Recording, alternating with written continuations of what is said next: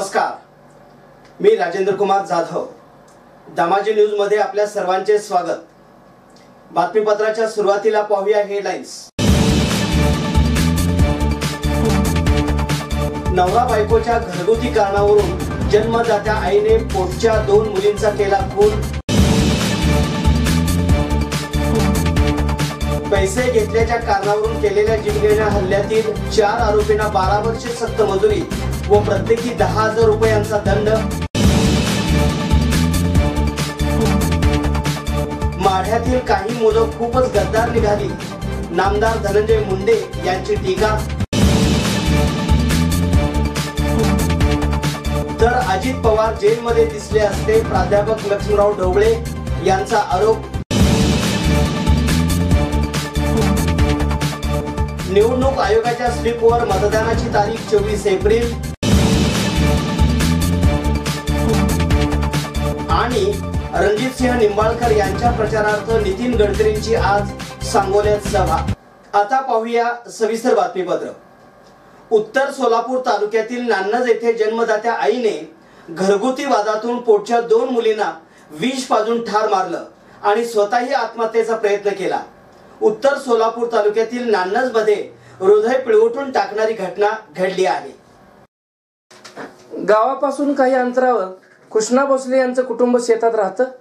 शनिवारी दुपारी रेश्मा कृष्णा भोसले वय वर्ष 29 या विवाहितेने आपल्या 2 मुली श्रावणी कृष्णा भोसले वय वर्ष 4 आणि श्रेया कृष्णा भोसले वय वर्ष 2 यांना शेतातील फवारणीसाठी आणलेले कराटे नावाचं विषारी द्रव्य या 2 चिमुरड्यांना पाजलं आणि त्यानंतर स्वतःही औषध पिण्याचा प्रयत्न केला. त्यानंतर आपल्या घरामध्ये दोरी लावून गळफास घेण्याचा प्रयत्नही केला. त्यानंतर घरासमोरील मोठ्या सिंटेक्स टाकीमध्ये उडी घेतली. शेजारी काही लोकांनी तिला बाहेर काढलं. रेश्मा भोसले आणि तिचे पती कृष्णा भोसले यांचे सकाळी घरगुती कारणावरून भांडण झालं होतं. भांडणानंतर कृष्णा शेतीच्या कामाला गेला होता. घरातील भांडणाच्या रागानं श्रावणी आणि श्रेया या 2 बोटच्या मुलींना विषारी औषध पाजून आईने ठार मारलं. या 2 मृत मुलींना आणि रेश्मा भोसले हिला सोलापूरच्या शासकीय रुग्णालयात दाखल करण्यात आलंय. पंढरपूर शहरातील घोंगडे गल्ली येथे राहणाऱ्या श्रीकृष्ण घंटी यास त्याच्या भावाने उसनवार घेतलेले 3 लाख रुपये परत देण्याच्या कारणावरून प्रदीप भूमकर, प्रशांत भूमकर, अमर भूमकर, कल्पना भूमकर यांनी जीवघेणा हल्ला केला. या प्रकरणी आरोपींना दोषी धरून प्रत्येकी 12 वर्षे सक्त मजुरी व दंड रुपये 10,000 ची शिक्षा पंढरपूर येथील जिल्हा न्यायाधीश CS बाविस्कर यांनी सुनावली आहे. येथील फिर्यादी श्रीकृष्ण घंटी याचा लहान भाऊ श्रीराम याने आरोपी प्रदीप कैलास भूमकर यांच्याकडून 3 लाख रुपये घेतले होते. त्यानंतर घरातून निघून गेला होता. दिनांक 19/5/2013 रोजी सर्व आरोपी घोंगडे गल्ली येथील फिर्यादीच्या घरी येऊन भावाने घेतलेल्या पैशाची मागणी केली होती. त्यावेळी फिर्यादी याने तुम्ही पैसे माझ्या भावाला दिले आहे ते मी देऊ शकत नाही असे म्हटल्यावर या गोष्टीचा राग आल्याने आरोपी कल्पना हिने हाताने पकडले. आरोपी प्रदीप याने त्याच्या हातातील फायटरने फिर्यादीच्या पाठीमागील बाजूस डोक्यात मारले. तसेच आरोपी गणेश, प्रशांत व अमर यांनी फिर्यादी चाकूने डाव्या पायाच्या मांडीवर वार करून गंभीर जखमी करून ठार मारण्याच्या हेतूने प्राणघातक हल्ला केला. म्हणून आरोपी विरुद्ध पंढरपूर शहर पोलीस स्टेशनला गुन्हा भादवी कलम 307, 324, 326, 504, 34 प्रमाणे दाखल करण्यात आलेला होता. सदर गुन्ह्याचे कामे पोलीस उपनिरीक्षक केशव वाबळे यांनी तपास करून आरोपी विरुद्ध दोषारोपपत्र पंढरपूर सत्र न्यायालयात दाखल केले होते. सदर केस प्रकरणी सरकार पक्षातर्फे एकूण 9 साक्षीदार यांची स्वाक्षरी नोंदवण्यात आले. त्यामध्ये फिर्यादी श्रीकृष्ण घंटी तसेच या घटनेचे प्रत्यक्षदर्शी साक्षीदार कुणाल दिलीप हेळेकर, तसेच फिर्यादीची बहीण अमृता पांडुरंग घंटी, तसेच वैद्यकीय अधिकारी डॉक्टर गवळी, तसेच तपासिक अधिकारी पोलीस उपनिरीक्षक केशव वाबळे यांच्या साक्षी महत्त्वपूर्ण ठरल्या. व यामध्ये मारहाणीत झालेल्या हल्ल्यात फिर्यादीच्या अंगावर रक्त आरोपीच्या कपड्यावर उडाले होते तसा रासायनिक प्रयोगशाळेचा अहवाल आलेला होता. त्यामुळे आरोपींनी संगनमत करून फिर्यादीवर हल्ला करून त्याला गंभीर जखमी करून ठार मारण्याचे हेतूने प्राणघातक हल्ला केल्याचे सरकार पक्षातर्फे न्यायालयाचे निदर्शनास आणून दिले. यातील फिर्यादीचे वडील पांडुरंग घंटी हे पंढरपूर नगर परिषदेचे माजी नगराध्यक्ष व नगरसेवक म्हणून कार्यरत होते व आरोपींना राजकीय वैमनस्यातून सदर गुन्ह्यात गोवण्यात आले आहे व सदरच्या जखमा साध्या स्वरूपाच्या असून त्यामध्ये जीवितच धोका निर्माण होत नाही असा बचाव आरोपीने घेतला. परंतु सरकार पक्षातर्फे आरोपींनी फिर्यादीस संगनमत करून जीवे मारण्याचा प्रयत्न केलेला आहे. या महत्त्वपूर्ण बाबी मुंबई उच्च न्यायालयाचे व सर्वोच्च न्यायालयाचे काही न्यायनिवाडे सादर करून या बाबी न्यायालयाच्या निदर्शनास आणून देऊन सदर गुन्ह्यात आरोपीचा सहभाग हा प्रत्यक्षदर्शी साक्षीदाराच्या साक्षीवरून निष्पन्न झालेला आहे व तसा वैद्यकीय पुरावा देखील आलेला आहे.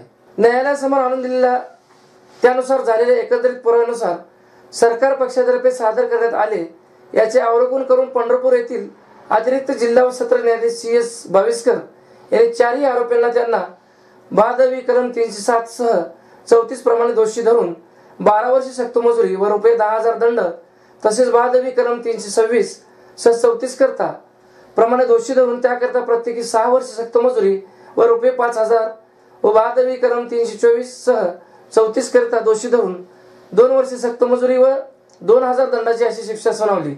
सर्व शिक्षा एकत्र भोगायच्या आहेत. दंडाच्या रकमेपैकी रुपये 10,000 फिर्यादीस नुकसान भरपाई म्हणून देण्याचा आदेश केला. यात सरकारतर्फे ॲडव्होकेट सारंग वांगेकर यांनी कामकाज चालविले तर मूळ फिर्यादीतर्फे ॲडव्होकेट किशोर धारूरकर, पोलीस खात्यामार्फत पोलीस निरीक्षक राजेश गवळी यांच्या मार्गदर्शनाखाली कोर्ट पैरवी म्हणून पंढरपूर शहर पोलीस ठाण्याचे हवालदार रावसाहेब वाघमारे हे कार्यरत होते. माढ्यातील काही मुलं तर खूपच गद्दार निघाली. घरातल्या माणसाला सोडून त्यांनी दुसऱ्यांचा हात धरला. काय कमी केलं होतं पवार साहेबांनी त्यांच्यासाठी. इथली जनता राष्ट्रवादीवर, शरद पवारांवर प्रचंड प्रेम करणारी आहे. येत्या 23 मे रोजी माढ्यातील जनता सर्व हिशोब करेल अशा शब्दात राष्ट्रवादीचे नेते धनंजय मुंडे यांनी मोहिते पाटलांना टोला लगावला. धनंजय मुंडे यांनी माढा मतदारसंघातील महाआघाडीचे उमेदवार संजय मामा शिंदे यांच्या प्रचारार्थ कुर्डवाडी येथे सभा घेतली. त्या प्रसंगी ते बोलत होते. यावेळी मुंडे म्हणाले, माढा या राष्ट्रवादीच्या बालेकिल्ल्यात भाजपने डाव टाकला आहे. मात्र हा डाव उलथून टाकण्याची धमक संजय मामामध्ये आहे. तुमच्या सर्वांच्या साक्षीने संजय मामाचे यश निश्चित असल्याचा विश्वास त्यांनी व्यक्त केला. भाजपाने 2014 साली पंतप्रधान पदाचा उमेदवार नाही, सपनो का सौदागर दिला होता. या सौदागरने सर्वांना फसवले. भाजपाने शेतकऱ्यांना फसवले, कष्टकऱ्यांना फसवले, दलितांना फसवले, धनगरांना फसवले. मुख्यमंत्र्यांनी बारामतीत सांगितले की भाजपाला मतदान करा, पहिल्या कॅबिनेटमध्ये धनगर समाजाला आरक्षण देतो. आज 5 वर्ष झाले तरी तो सोनेरी दिवस उजाडला नाही. याने आरक्षण तर दिलेच नाही, उलट धनगर समाजाच्या आरक्षणाची फाईलच हरवल्याची कबुली कोर्टात दिली. फसवणूक सरकारचा बदला घेण्याची वेळ आली असल्याचे आवाहन मुंडे यांनी उपस्थितांना केले. आपल्या सत्तेच्या काळात केलेले घोटाळे झाकता यावेत म्हणून याच शरद पवारांनी 2014 साली न मागताही भाजपला बिनशर्त पाठिंबा दिला. नाहीतर आज अजित जेलमध्ये सर्वांना बसलेले पाहायला मिळाले असते. राज्याच्या राजकारणात गोंधळ घालण्याचे काम या पवार आणि कंपनीने केले असल्याची खरबरीत टीका प्राध्यापक लक्ष्मण ढोबळे यांनी अकलूज येथे केली. 43 माढा लोकसभा मतदारसंघाचे उमेदवार रणजितसिंह नाईक निंबाळकर यांच्या प्रचारासाठी आज अकलूज येथे भव्य पदयात्रेचे आयोजन करण्यात आले. या पदयात्रेचे रूपांतर शेवटी सभेमध्ये झाले. यावेळी प्राध्यापक ढोबळे म्हणाले, शिंदे आणि कंपनीने शेतकऱ्यांच्या उसावर काटा मारून 5 कारखाने उभारले. खासदार संदीपान थोरातांची माडेश्वरी बँक बबनदारांनी अवघ्या 10 लाख रुपयात घेतली. अशा उमेदवाराला जर आपण लोकसभेत पाठवले तर आपल्या भागाचा विकास सोडून तो भकास झाल्याशिवाय राहणार नाही. गांधी घराण्याची सत्ता असताना त्यांनी नेमलेले पंतप्रधान त्यांचे सालगडी म्हणून काम करत होते. परंतु नरेंद्र मोदी यांनी जगाच्या बाजारात भारताची प्रतिष्ठा वाढवली. राष्ट्राच्या लष्कराला मोदींनी समृद्ध केलं, स्वाभिमानी बनवलं. शरद पवार म्हणतात आता विजयदादा आणि रणजितदादा RSSच्या अर्ध्या चटीत दिसतील. परंतु या निवडणुकांमध्ये शरद पवारांचे उमेदवार पडले तर त्यांची लंगोटीही शिल्लक राहणार नाही, याचा विचार करावा. माढा लोकसभा मतदारसंघासाठी 23 एप्रिलला मतदान होणार आहे. मात्र निवडणूक आयोगाच्या स्लिपवर मतदानाची तारीख 24 एप्रिल छापून आली आहे. शिंदेवाडी गावात हा प्रकार उघडकीस आला आहे. हे गाव करमाळा विधानसभा मतदारसंघात येत आहे. शिंदेवाडीत पोलीस पाटलामार्फत करमाळा तहसील कार्यालयातून आलेल्या स्लिपचे शुक्रवारपासून वाटप सुरू करण्यात आले. ग्रामस्थांना त्या वाटण्यात आल्या. मात्र त्यावर मतदानाची तारीखच 23/24 झाल्याची बाब ध्यानी आली. गावातील आलिशर शेख, फरीद शेख यांच्या कुटुंबातील 7ही जणांना 24 एप्रिलला मतदान असल्याची स्लिप आली आहे. तसेच इतर ग्रामस्थांना वाटप झालेल्या स्लिपवरही 24 एप्रिल हीच मतदान तारीख आहे. निवडणूक आयोगाकडूनच अशी गंभीर चूक झाल्यामुळे नागरिकांनी ही कसली मतदान जागृती असा प्रश्न विचारला आहे. या प्रकारामुळे निवडणूक आयोगाचा भोंगळा कारभार चव्हाट्यावर आला आहे.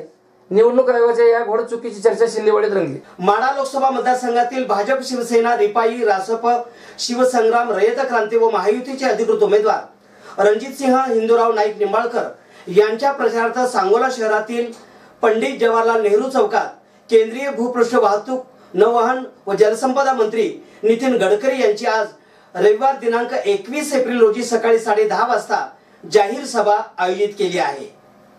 या सभेसाठी माढा लोकसभा मतदारसंघातील महायुतीचे घटक पक्षातील राजकीय नेते मंडळी तसेच तालुक्यातील महायुतीचे नेते मंडळी उपस्थित राहून मार्गदर्शन करणार आहेत। सभास्थळी भव्य शामियाना उभारण्यात आला असून सर्व उपस्थितांसाठी सावलीची सोय म्हणून मंडप उभारण्यात आला आहे। या जाहीर सभेसाठी शहर व तालुक्यातील नागरिक बंधू भगिनींनी मोठ्या संख्येने उपस्थित राहावे असे आवाहन महायुतीच्या वतीने करण्यात आले आहे। पुन्हा एक नजर हेडलाईन्सवर। नवरा बायकोच्या घरगुती कारणावरून जन्मदात्या आईने पोटच्या 2 मुलींचा केला खून। पैसे घेतल्याच्या कारणावरून केलेल्या जीवघेण्या हल्ल्यातील 4 आरोपींना 12 वर्षे सक्त मजुरी व प्रत्येकी 10,000 रुपयांचा दंड। माढ्यातील काही मुलं खूपच गद्दार निघाली, नामदार धनंजय मुंडे यांची टीका। तर अजित पवार जेलमध्ये दिसले असते, प्राध्यापक लक्ष्मणराव ढोबळे यांचा आरोप। निवडणूक आयोगाच्या स्लिपवर मतदानाची तारीख 24 एप्रिल।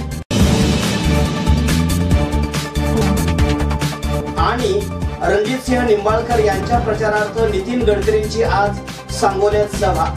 हे होतं आजचं बातमीपत्र। पुन्हा भेटू एका नवीन बातमीपत्रासोबत। नमस्कार।